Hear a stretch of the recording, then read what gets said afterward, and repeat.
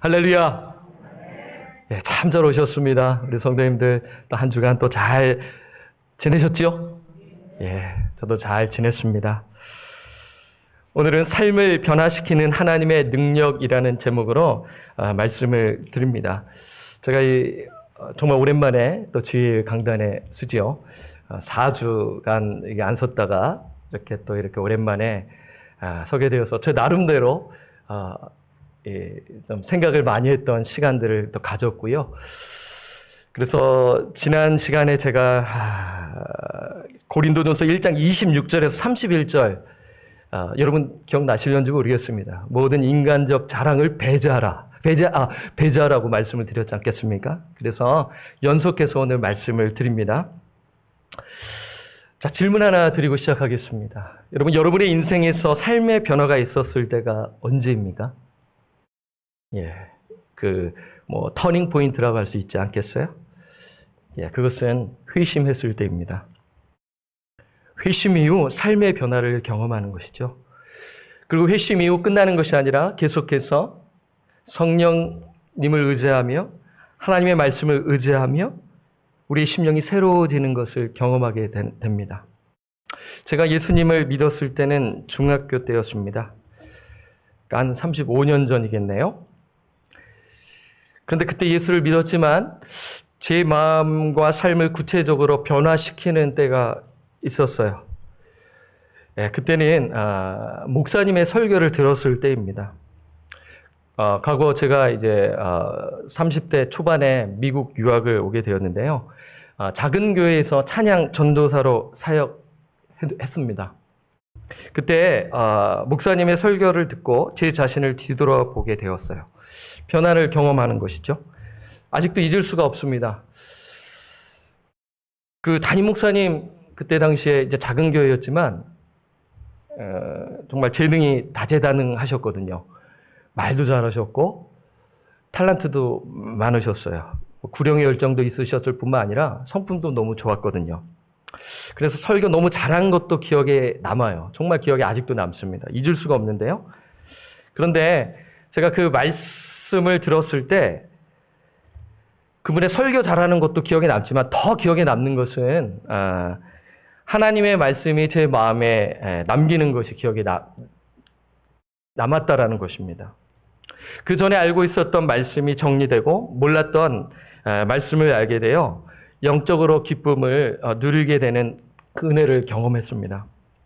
그래서 제 아내랑 사역을 마치고 그 말씀을 나누며, 그러니까 제가 섬겼던 교회가 세미너리, 그러니까 제가 다녔던 학교에서 1시간 정도 떨어진 곳이라서 운전하고 가면 이제 부부가 이야기를 할 수밖에 없잖아요. 그래서 그 말씀을 진지하게 나누었던 시간이 기억이 납니다. 그런데 제가 그때 당시에 말씀을 들었을 때 예수님을 몰랐던 것은 아니었어요. 제가 그래도 하나님을 위해 섬기고자 교회 음악을 공부하고자 또 신학대학교에 입학했고, 그리고 교회 음악을 더 공부하고자 유학을 왔는데요. 제가 예수님 몰랐겠나요? 알았죠. 성경을 몰랐나요? 알았죠. 그러나 솔직하게 말씀을 드리면 저는 복음과 말씀에 대한 깊은 의미를 사실상 잘 모르고 있었던 것이었어요. 말씀을 잘 몰랐던 것입니다.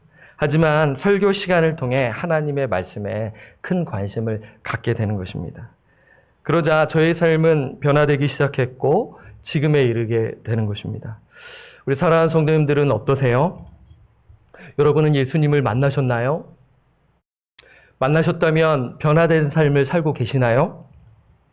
오늘 제가 서두에 이 말씀을 드리는 이유는 고린도 성도들이 예수님을 만나 회심하고 삶의 변화를 경험했기 때문인 것이에요. 바울은 이 점을 분명히 오늘 본문에 이야기하고 있습니다. 오늘 본문은 바울의 간증이라 할 수가 있어요.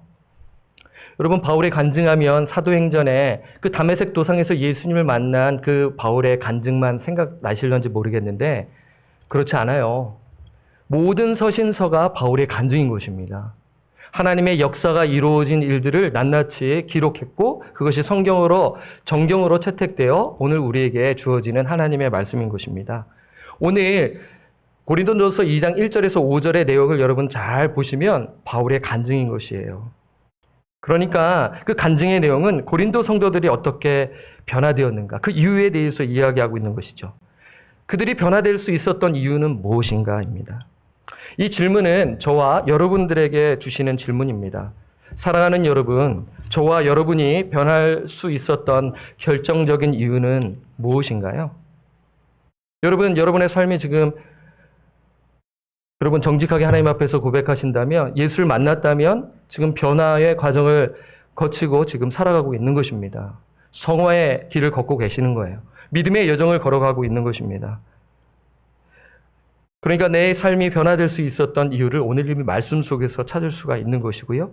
바울은 그 부분에 대해서 아주 구체적으로 이야기합니다.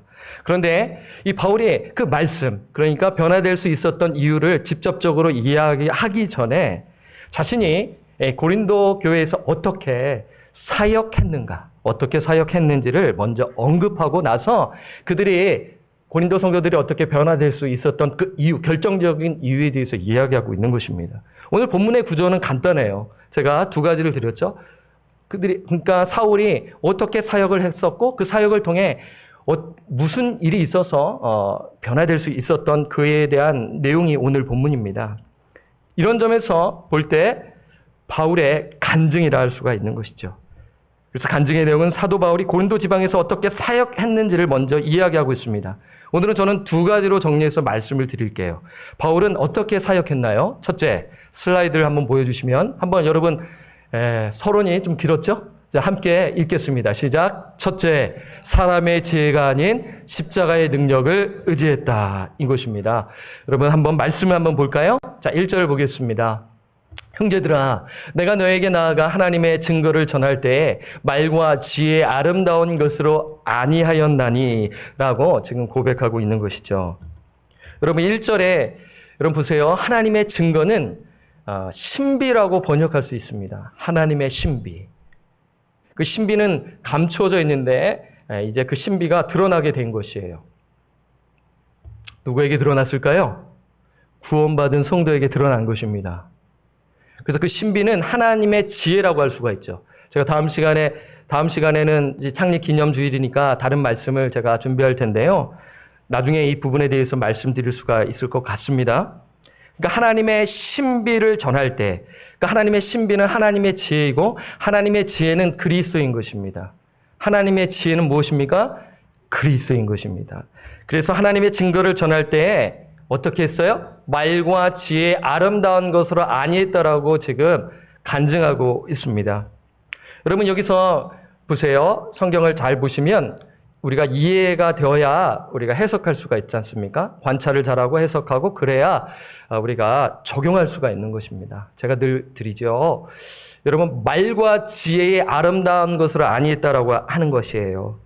여기서 말은 어떤 의미냐면 훌륭한 말입니다.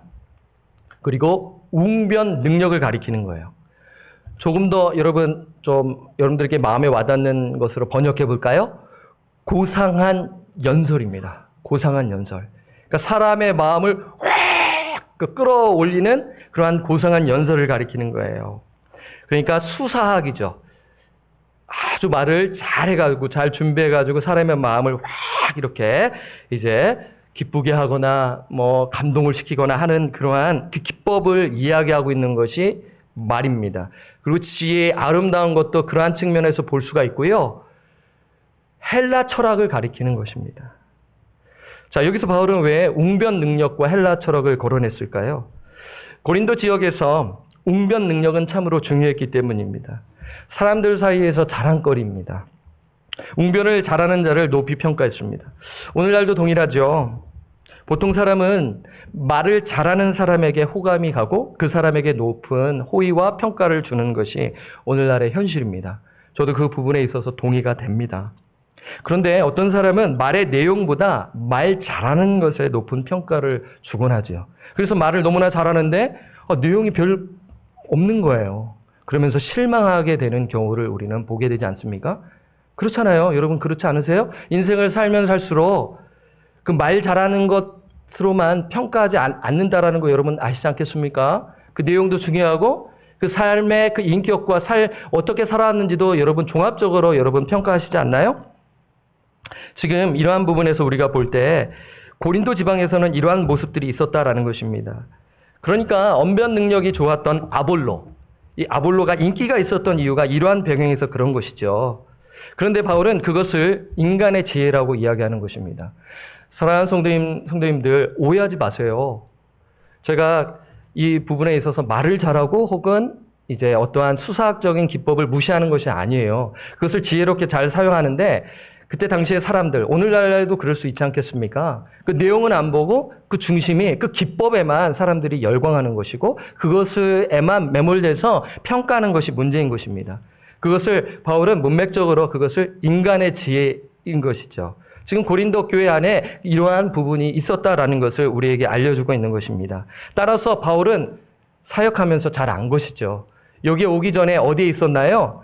아덴 지방에 있었습니다. 사도행전 17장에 보게 되면 그게 정말 철학자들과 논증하는 장면이 나오거든요. 예. 그 부분에 봤을 때, 내가 이제 고린도 지방에 오게 되면, 여기서도 이러한 부분에 있어서 사람들이 좋아하겠구나라는 것을 이미 알고 있었어요.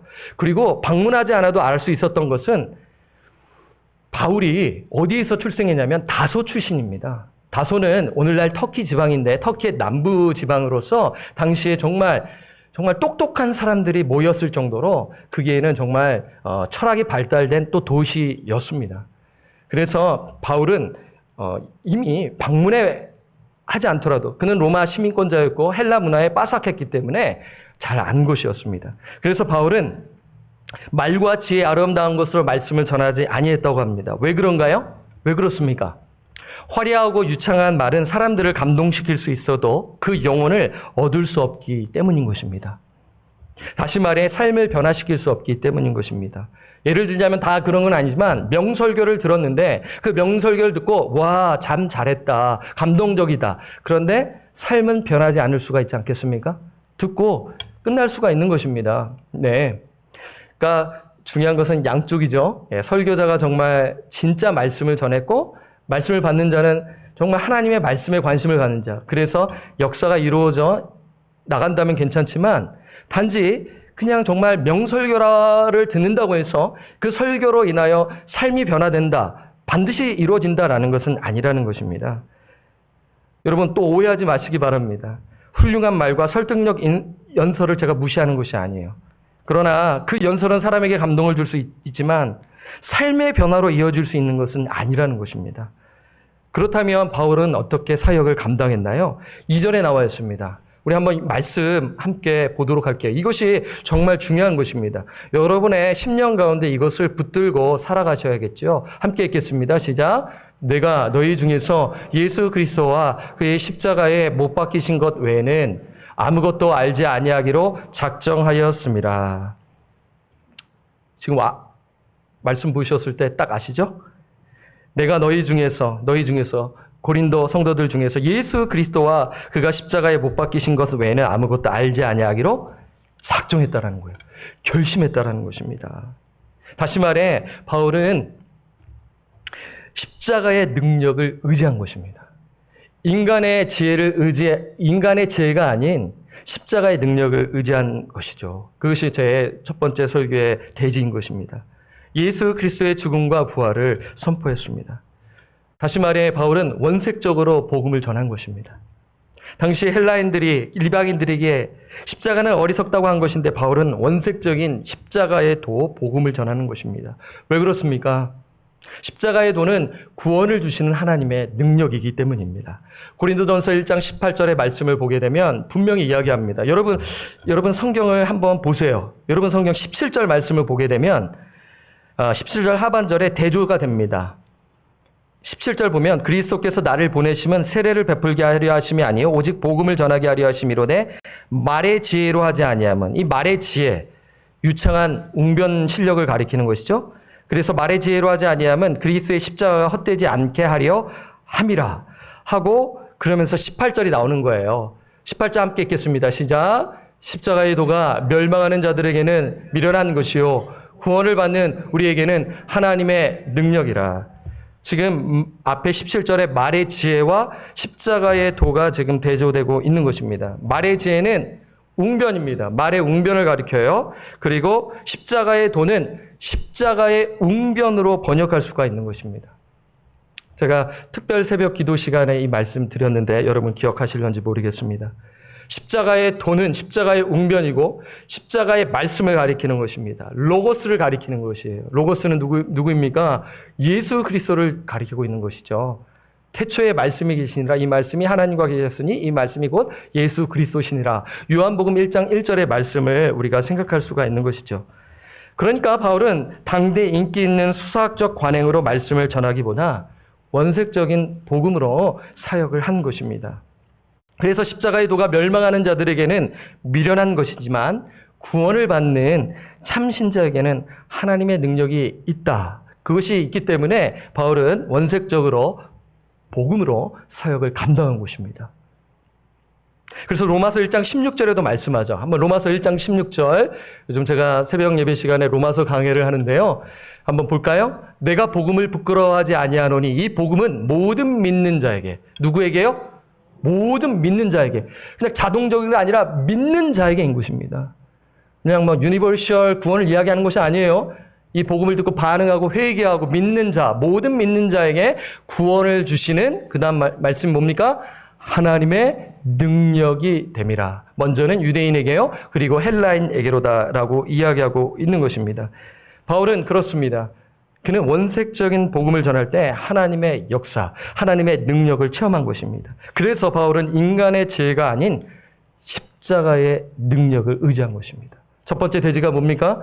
바울은 어떻게 사역했습니까?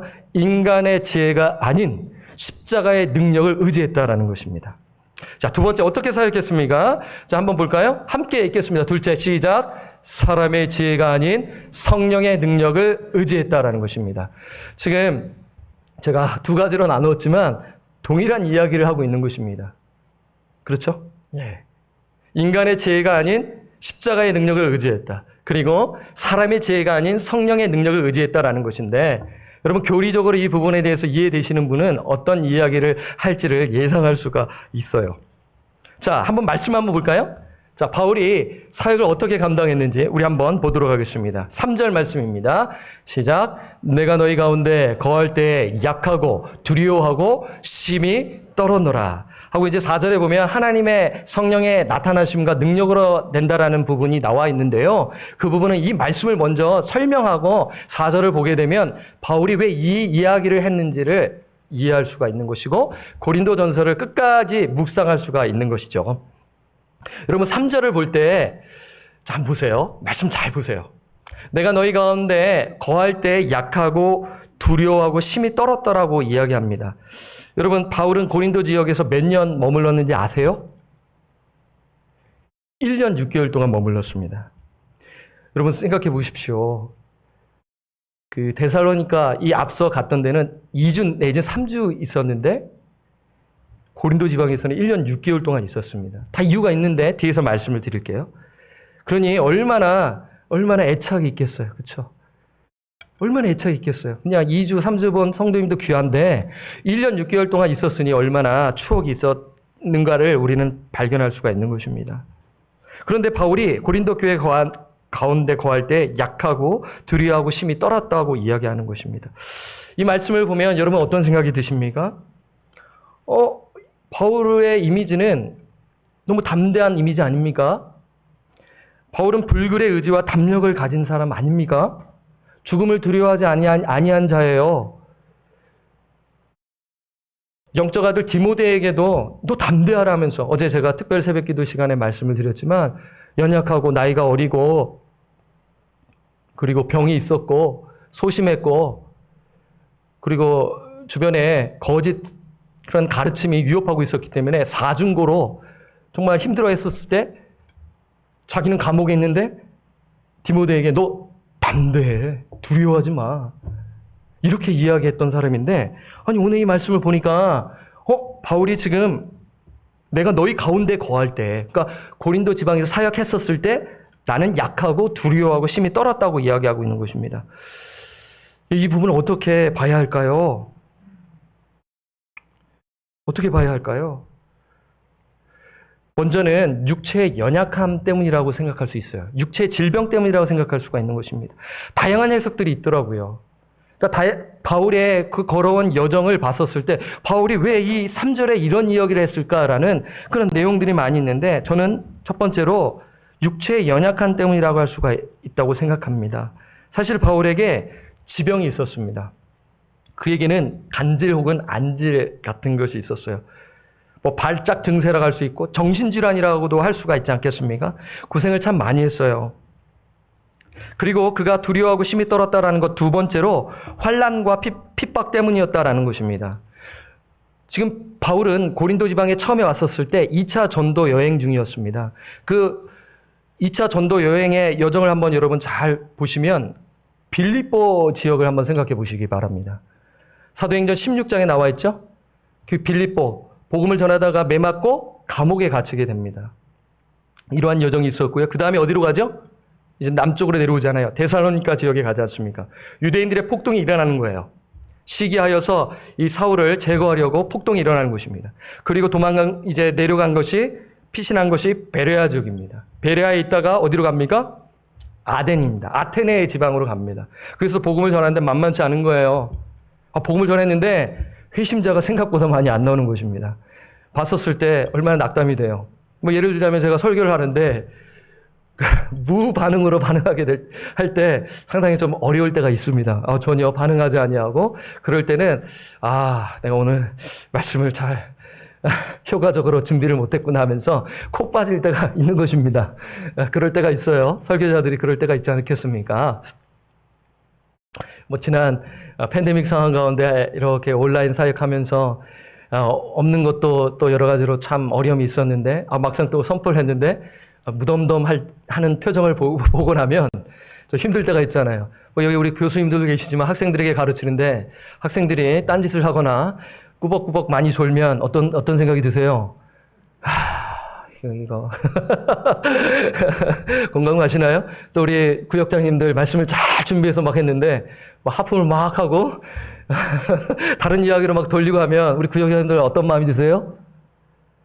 오늘 내가 참 준비를 잘 못했구나 하면서 이런저런 생각 갖는 것 아니겠습니까? 여러분 보세요. 바울도 사람입니다. 슈퍼맨이 아니란 말이에요. 예, 바울도 낙심했어요. 절망했어요. 똑같은 우리와 사람인 것입니다. 여러분 팬데믹 상황 가운데 잘 나갈 줄 알았는데 비즈니스가 어려움을 겪을 때 내 자신을 뒤돌아보지 않습니까?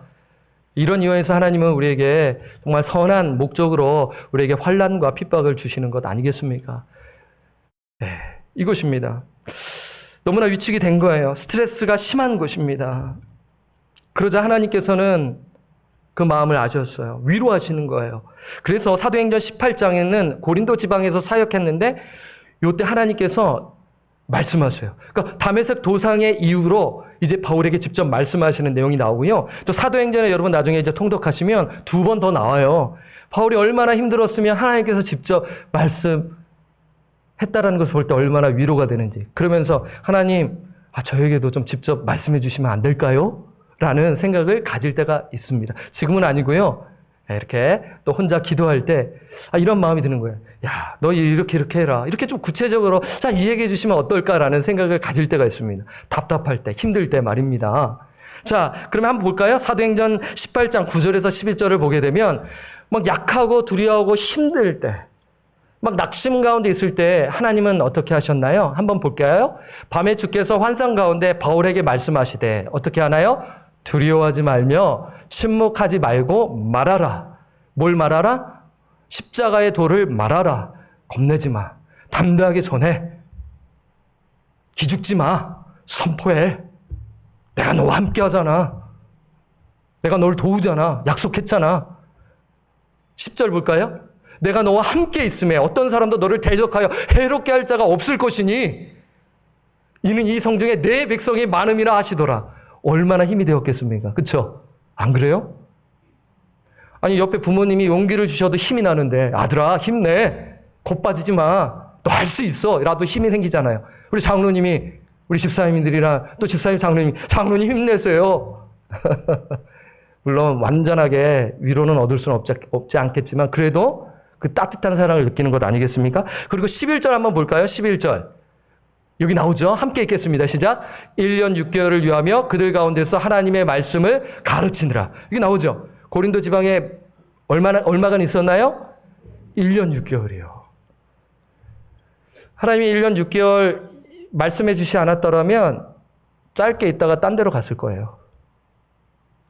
하나님의 특별한 계획이 있다는 것을 우리는 보게 되는 것이죠. 내가 택한 백성들이 있다. 코 빠지지 말고 낙심하지 말고 힘을 내. 원색적인 복음을 전해. 인간의 지혜가 아닌 십자가의 능력을 의지하고 그리고 더 나아가 뭘 의지해라? 인간의 지혜가 아닌 성령의 능력을 의지하라고 말씀하고 있는 것입니다. 바울은 주님이 주시는 위로와 힘으로 감당한 것이죠. 사랑하는 여러분, 그렇지 않습니까?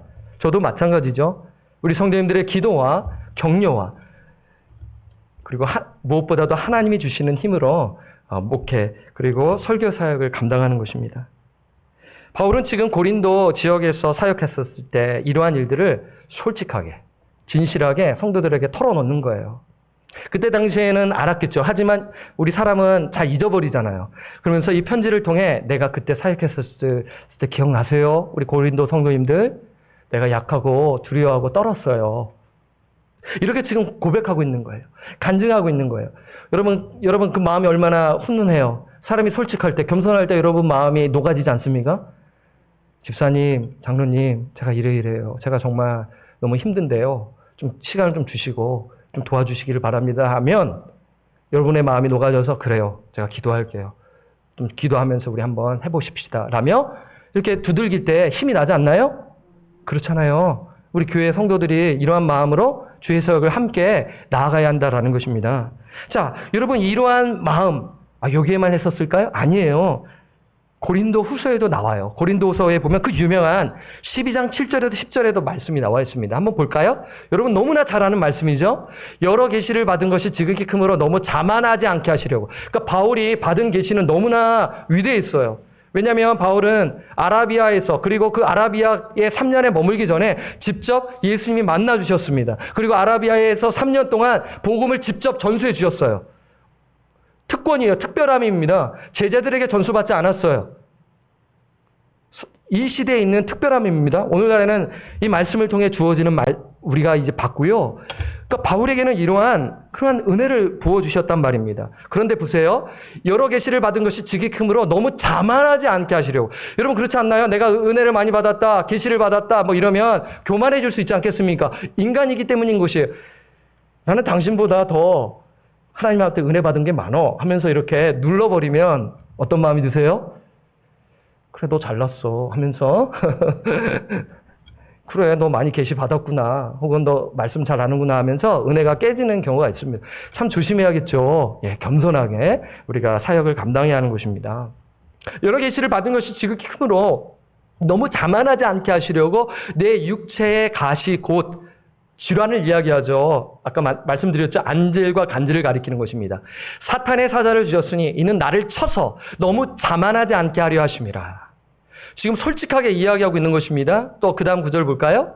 이것이 내게서 떠나가게 하기 위하여 내가 3번 주께 간구하였는데 이렇게 간구하였는데 기도 응답 받았나요? 안 받았나요? 받았습니다. 자, 어떻게 받았나요? 나에게 이르시기를 내 은혜가 내게 족하도다. 내 은혜가 내게 족하도다. 이는 내 능력이 약한 데서 온전하여짐이라 하신지라. 기도 응답을 받았는데 병 고침 받지 못한 것이 기도 응답인 것입니다. 그러니까 내 은혜가 네게 좋게. 이는 내 능력이 약한 데서 온전하여짐이라.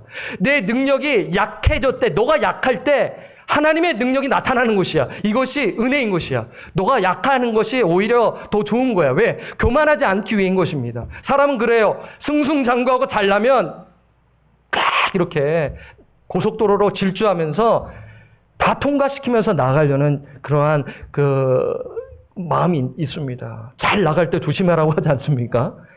저는 잘 나간 것을 경험해보지 못했기 때문에 늘 바닥 인생을 살았기 때문에 잘 몰라요. 저는 모르겠습니다. 지금 어떻게 보면은 하나님께서 말씀 전해 줄 수 있도록 인도해 주셔서 이때가 어떻게 보면은 하나님이 저에게 주시는 은혜가 아닐까. 또 나중에는 너는 또 이렇게 또 잠잠히 있어라고 하면 또 그렇게 있어야 되지 않겠습니까? 또 그렇게 이제 우리 인생은 잘 모르는 거예요. 그러니까 바울도 그런 것이죠. 내 능력이 약한 데서 온전하여짐이라 하신지라. 그 다음 구절 볼까요? 그러므로 도리어 크게 기뻐함으로 나의 여러 약한 것들에 대하여 자랑하리니. 약함을 자랑한대요.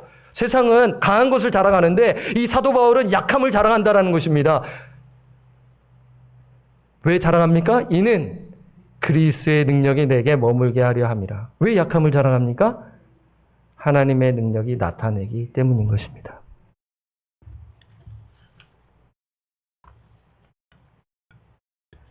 약함을 자랑하는 이유는 그리스도의 능력이 바울 안에 머물기 때문인 것입니다. 바울은 약할 때 강함 되시는 주님을 경험한 것입니다. 약할 때 강함 되시네. 그 찬양 아시잖아요. 예수 어린 양 존귀한 이름.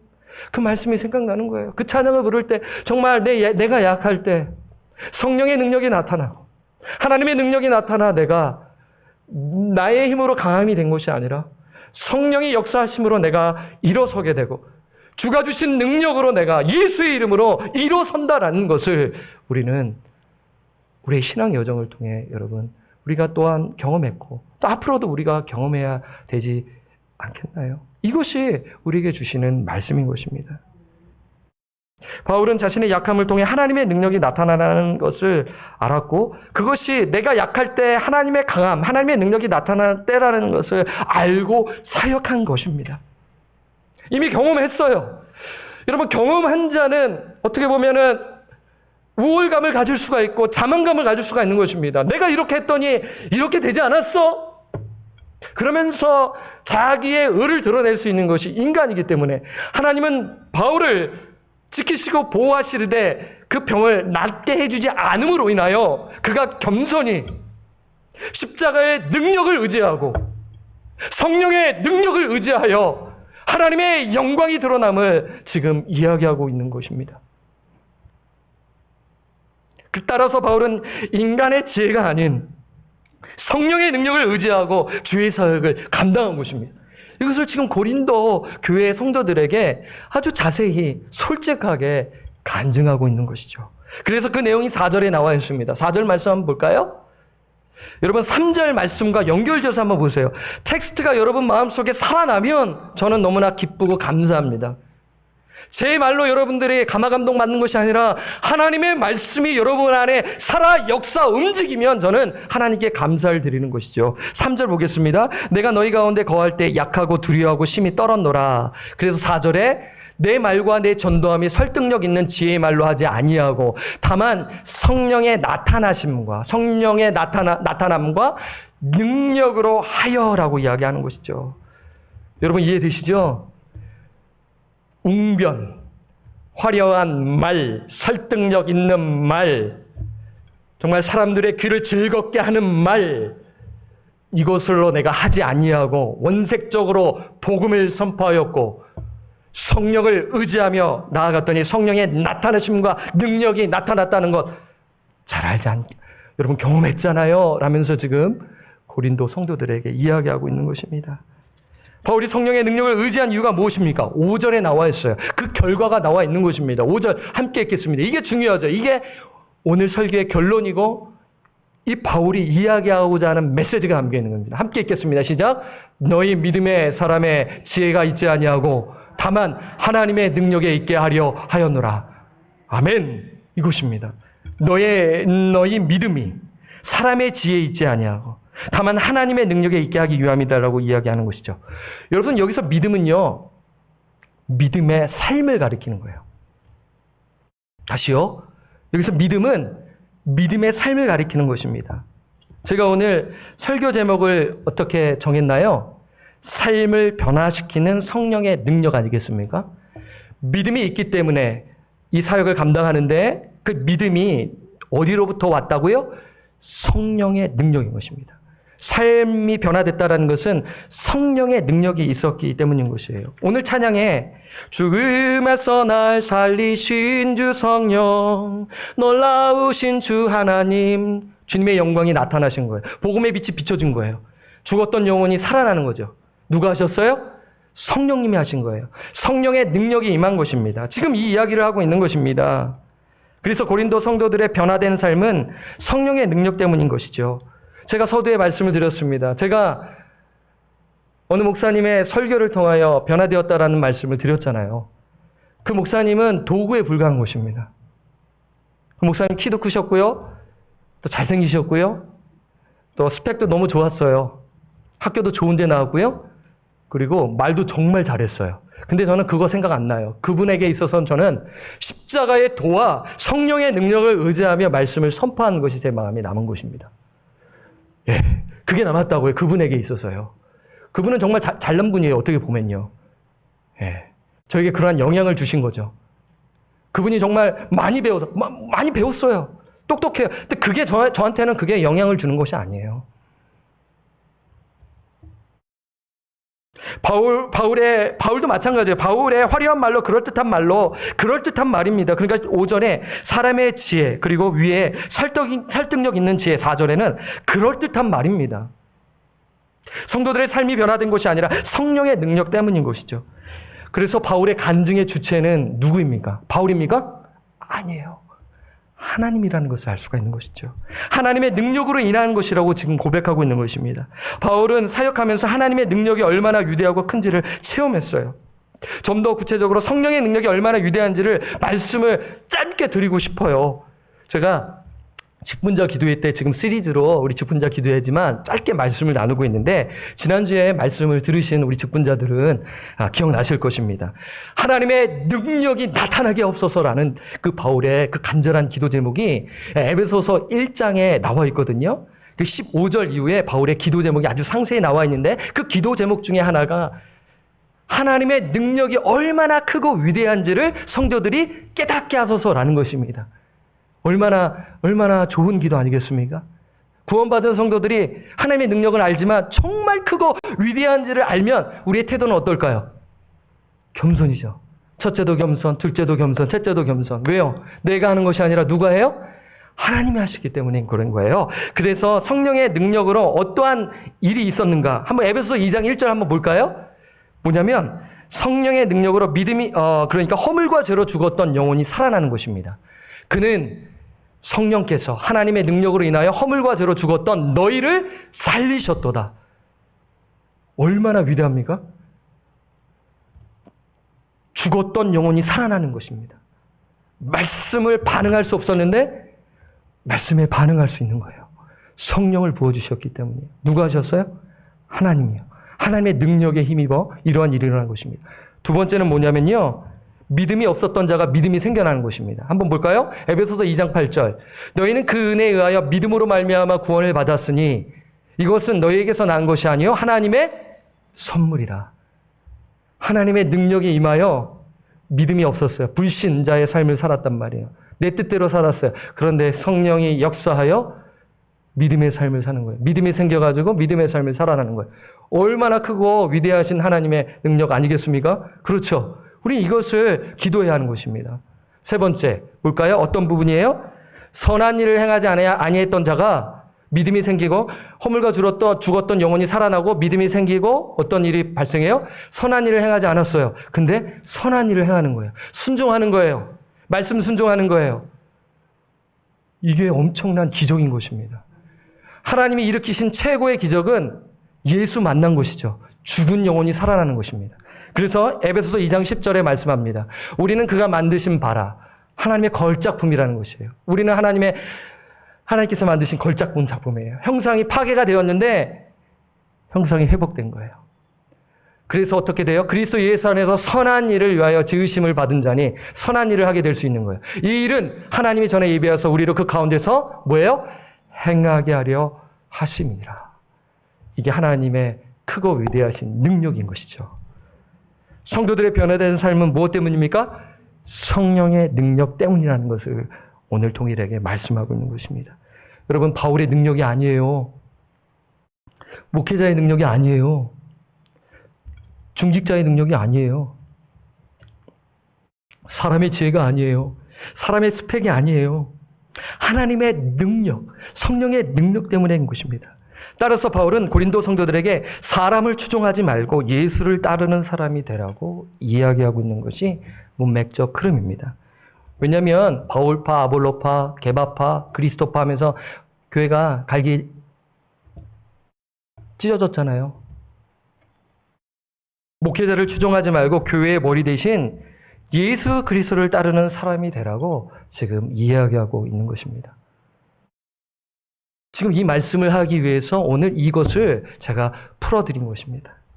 그때 교회 공동체, 사람을 따르지 아니하고 교회의 머리 대신 예수 그리스도를 따를 때 교회 공동체는 어떻게 됩니까? 하나가 될 수 있다는 것입니다. 여러분 아시잖아요? 구호한다고 하나로 뭉쳐지는 것이 아니라 교회의 머리 대신 예수 그리스도의 말씀, 복음의 말씀에 귀를 기울일 때 우리는 하나 되어 연합하여 주의 사역을 감당할 수 있음을 믿으시기를 바랍니다. 따라서 목회자를 비롯하여 교회의 일꾼들, 솔선수범하여 권속들은 겸손히 성령의 능력을 의지해야 하는 것입니다. 내가 어떻게 변화되었는가? 여러분 서두에 말씀을 드렸습니다. 여러분이 어떻게 변화되었나요? 여러분 어떻게 예수님을 믿으시게 되었나요? 분명한 것은 복음을 듣고 성령의 능력으로 변화되었고 지금도 변화되어 살고 있는 것입니다. 지금도 성령의 능력을 의지하며 살아가며 성화 구원을 이끌어가고 있는 것이죠. 그렇습니다. 제가 설교 서두에 말씀드린 것이 그 이야기예요. 그 목사님을 인하여 저의 삶은 변화되었고 제 아내가 저를 잘 알겠죠. 그 변화의 포인트를 알고 있습니다. 그 선한 도구이신 그 목사님을 통하여 제가 삶이 변화되었고 그 믿음의 여정을 지금 걸어가고 있는 것입니다. 그 목사님의 선포되는 그 말씀, 그 입술을 통해 그분이 드러나는 것이 아니라 하나님의 말씀이 참으로 드러나니까 저는 이미 성령을 받았기 때문에 정직하게 반응하는 것입니다. 왜요? 성령님이 계시기 때문에 그렇습니다. 그래서 참 성도는 뭐에 관심이 있어요? 하나님의 말씀에 관심이 있는 것입니다. 단지 감동을 받았다고 해서 움직이는 것이 아니라는 거 여러분 잘 아시잖아요. 오늘 참 재미있었네. 그렇다고 여러분 삶이 변화가 되시나요? 그게 아니잖아요. 성령의 강력한 역사가 이루어져 나를 통치하고 지배할 때 순종의 삶을 살 수 있다는 것을 이야기하고 있는 것입니다. 그래서 우리는 날마다 하나님의 말씀과 기도로 무장하고 순종하며 살아가야 하는데 그때 그 중심에는 내가 아니라 성령의 역사를 구하며 겸손하게 섬겨야 하는 것이죠. 첫째도 겸손, 둘째도 겸손, 셋째도 겸손하면서 주의 사역을 감당하는 것입니다. 그래서 두려움과 약하고 두려움과 그 떨며 주님의 권위에 순종하는 모습으로서 또한 오늘 본문의 3절 말씀을 해석할 수 있는 것입니다. 바울은 이것입니다. 성령이여 일하여 주옵소서. 주의 영광을 나타내 보이시옵소서라면서 사역을 감당한 것입니다. 사랑하는 여러분, 다시 한번 말씀을 드립니다. 오늘 이 주신 말씀을 정말 깊이 묵상하시고 이 말씀대로 살아낼 때 우리 방주 선교교회는 하나 되어 나아갈 수 있음을 믿으시기를 바랍니다. 고린도 교회가 분열되고 있었을 때 바울은 다른 이야기하지 아니하고 다시 복음으로 돌아간 것입니다. 다시 원색적인 복음으로 돌아간 것입니다. 사랑하는 여러분, 믿음의 선진들이 걸어갔던 길로 가면 하나님께서 방주 선교교회를 책임져 주시고 이끌어 가십니다. 성령의 능력을 붙들면, 복음의 능력을 붙들면 하나님께서 여러분의 가정과 자녀들을 책임져 주실 줄 믿습니다. 그래서 인간의 지혜가 아닌 십자가의 능력을 붙드시기를 바랍니다. 인간의 지혜가 아닌 성령의 능력을 붙드시기를 바랍니다. 그래서 오늘 제가 마지막으로 다시 한 번 더 메모러블 센텐스를 드리도록 하겠습니다. 우리가 어떻게 사역해야 합니까? 제가 어떻게 말씀을 준비해야 합니까? 첫째, 사람의 지혜가 아닌 십자가의 능력을 의지하라. 둘째, 사람의 지혜가 아닌 성령의 능력을 의지하라. 그래서 우리 성도님들, 인간의 지혜가 아닌 십자가의 능력을 의지하시고 사람의 지혜가 아닌 성령의 능력을 의지하시면서 여러분의 천직인 직장을 잘 감당하시고 여러분들의 가정을 잘 또 섬기시고요. 그리고 교회 예수 그리스도의 피값으로 사신 이 교회를 정말 십자가의 능력을 의지하며 복음의 능력, 성령의 능력을 의지하며 사시는 그런 사역을 감당하시는 저와 우리 권석들 되시기를 주님의 이름으로 부탁드리고 축원합니다.